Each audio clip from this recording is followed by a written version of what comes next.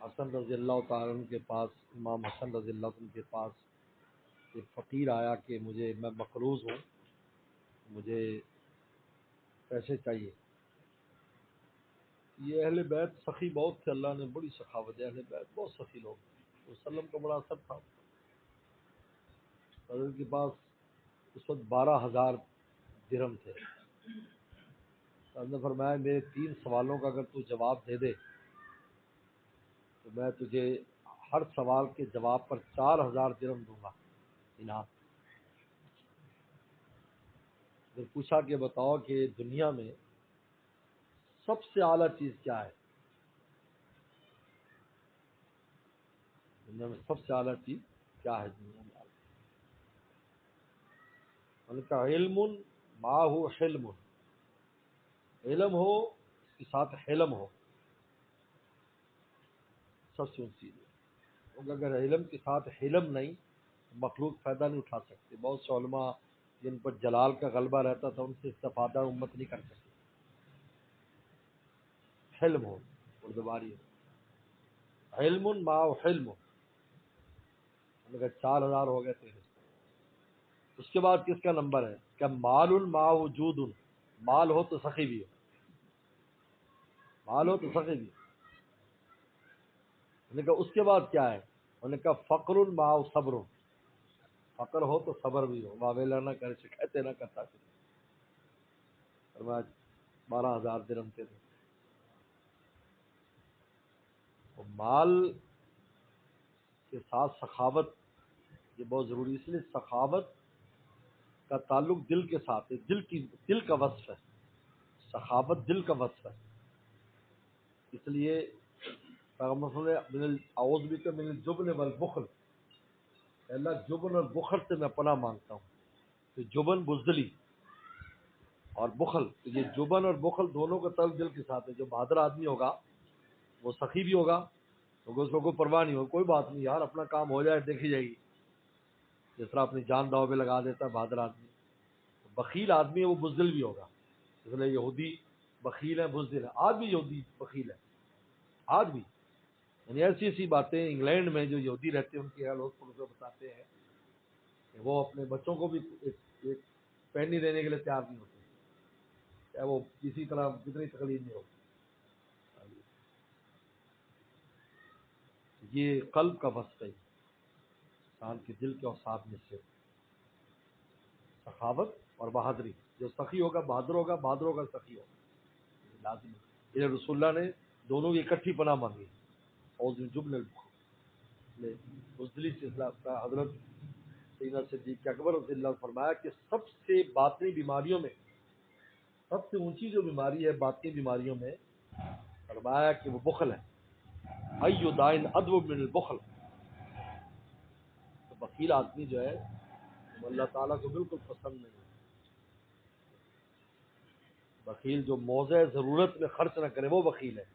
موضع ضرورت اللہ کرنے کا نام نہیں ہے، موضع ضرورت میں جہاں ضرورت ہے وہ دے نہیں دے رہا۔ دیکھتا ہے ایک آدمی ضرورت مند اس میں دے رہا، گھر میں ضرورت ہے وہاں خرچ نہیں کر رہا ہے، ضرورت ہے گھر میں، دوا کی ضرورت ہے خرچ نہیں کر رہا ہے، جی بات آپ پہ ٹھیک ہو جائے گا، نہیں ہو جائے گا، وہاں جائے گا۔ یہ موضع ضرورت میں جو خرچ نہیں کرتا وہ بخیل کہلاتا ہے۔ اگر موضع ضرورت میں خرچ کر رہا ہے تو وہ بخیل نہیں ہے، چاہے وہ اتنی کھلا وہ نہ کرے، لیکن موضع جہاں ضرورت میں خرچ کرتا ہے۔ اس لیے یہ جو بخل بہت خطرناک چیز ہے۔ یہ کہتے ہیں اللہ کے جتنے اولیاء اکرام گزرے ہیں سب اللہ نے سب کو سخی بنایا تھا، اسی وجہ سے ہر ولی نے لنگر چلایا۔ یہ لنگر جو ہے نا، ولیوں کی خانقاہوں کے ساتھ لنگر کا جو التزام ہے یہ دراصل اسی سخاوت کی شان ہے، سخاوت کی شان۔ لنگر چلتے تھے کیونکہ اطعام الطعام، کھانا کھلاؤ، اور کھانا ایک ایسی چیز ہے جو انسانی ضروریات میں سب سے اہم ہے۔ نے پیغمبر صلی اللہ علیہ وسلم فرمایا کہ سب سے زیادہ جو تمہاری رزق میں سب سے معزز چیز روٹی ہے، فرمایا اکرم الخبزہ، اس کا اکرام کرو کیونکہ اسی سے تم قائم ہو۔ اس کے بعد اگر پیٹ میں چارہ ہے تو کپڑے پہننے کا بھی مزہ ہے، چلنے پھرنے کا بھی مزہ ہے، باقی سارے مزے روٹی کی بات ہے۔ اکرم الخبزہ، فرمایا روٹی کا جن اکرام کرو۔ تو اطعام الطعام، اس لیے حضرت شیخ عبد القادر جیلانی رحم فرماتے ہیں کہ کھانا کھلانا قرب الہی میں بہت بڑا دخل رکھتا ہے۔ اطعام الطعام، کھانا غریبوں کو نہیں، ویسے کھانا کھلاؤ، دوستوں کو کھلاؤ، لنگر۔ اس لیے ہمارے حضرت والا رحمۃ اللہ علیہ نے جب یہاں حکم فرمایا کہ مجلس شروع کرنی پیر کی، تو کچھ عرصے بعد فون کیا، فرمایا کہ بھائی لنگر شروع کرو۔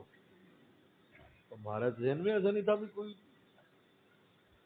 ہم سمجھے جب ہزاروں بڑی لنگر چلتے، فرمایا لنگر شروع کرو بھائی، تو آئے ان کا اعزاز کرو، اکرام کرو ان کا۔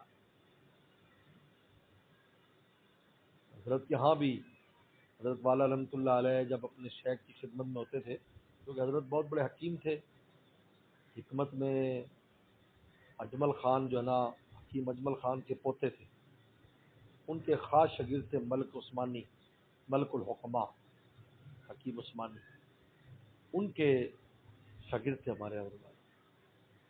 لیکن اپنے شیخ کی خدمت میں ایسے گئے کہ انہوں نے یہ اپنے فن کو پیچھے کر دیا، بس شیخ کے پاس رہتے تھے۔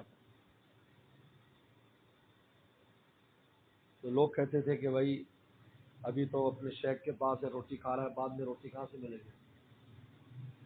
تو اپنے شیخ سے کہا ایک دن، حضرت لوگ ایسے کہتے ہیں کہ یہ مقصد اب تو روٹی کھا رہا ہے پیر صاحب کے پاس، بعد میں روٹی کہاں سے ملے گی؟ آپ نے فرمایا کہ تو فکر نہ کر، سینکڑوں تیرے دسترخوان سے کھائیں۔ پھر ہم نے منظر دیکھا، ایک وقت میں حضرت جب حیات تھے، دوپہر کو بھی دسترخوان لگتا، 400-500 بندہ بیٹھا، شام کو بھی لگتا، اور رمضان میں تو ہزاروں ہوتے تھے۔ وہ اتنی افطار کی ہوتی تھی کہ سمجھ میں نہیں آتا کہاں بیٹھا ہے، کہاں نہیں بیٹھا۔ یہ ولایت کے لوازمات میں سے سخی ہونا چاہیے کہ لنگر اسی کا حصہ ہے، لنگر چلاتے ہیں۔ اپنے مسکین پور کے جو تھے بزرگ تھے شاہ فضل قریشی رحمۃ اللہ علیہ، ان کے بارے میں آتا ہے کہ کھیتی باڑی کرتے تھے خود، اور کھیتی باڑی کر کے جو گندم ہوتی تو وہ یعنی اس کو اس کے لیے کھیتی باڑی کرتے تھے کہ آنے والوں کی روٹی کا انتظام کریں۔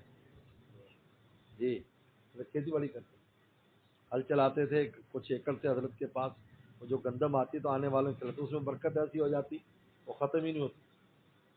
بلکہ حضرت کے خلیفہ نے مجھے بتایا، ان کے بیٹے نے بتایا، تو وفات پا چکے، ان کے بیٹے نے بتایا کہ ہمارے ابا بتاتے تھے کہ ایک بار اچانک مہمان آ گئے، تو گھر میں نہ چاول ہے نہ آٹا ہے، تو حضرت نے دال پڑی تھی، دال ابال لی، اور دال ابال کر انہیں کہا کہ اے اللہ اس میں پلاؤ کا مزہ ڈال دے۔ تو جب کھاتے تھے تو دال منہ میں ڈالتے تھے تو پلاؤ ہوتی تھی۔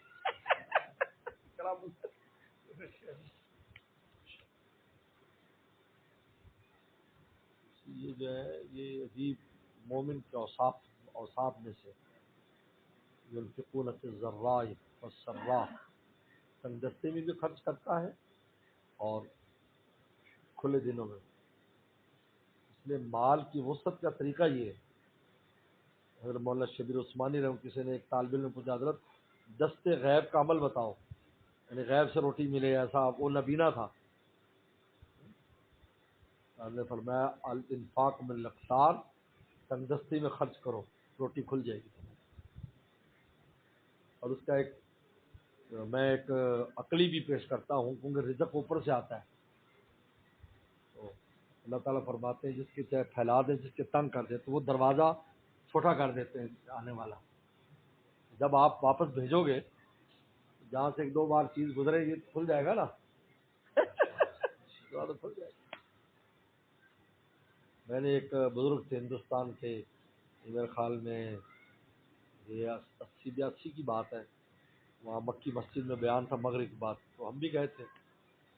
ہمارے بھائی میں نے تو اللہ تعالیٰ سے سودا کر رکھا ہے، مجھے حج عمرے پہ جانا ہوتا ہے تو میں خرچہ پوچھتا ہوں، میں 10واں حصہ خرچ کر دیتا ہوں، کچھ دن میں میرے پورے ہو جاتے ہیں، میں حج پہ چلا جاتا ہوں۔ ایسا یقین 10 دنیا میں ملنا لازم ہے، ملنا لازم ہے، تو میں ایسا کرتا ہوں، اللہ سے سودا کرتا ہوں۔ ماشاء اللہ، لے چاہے لو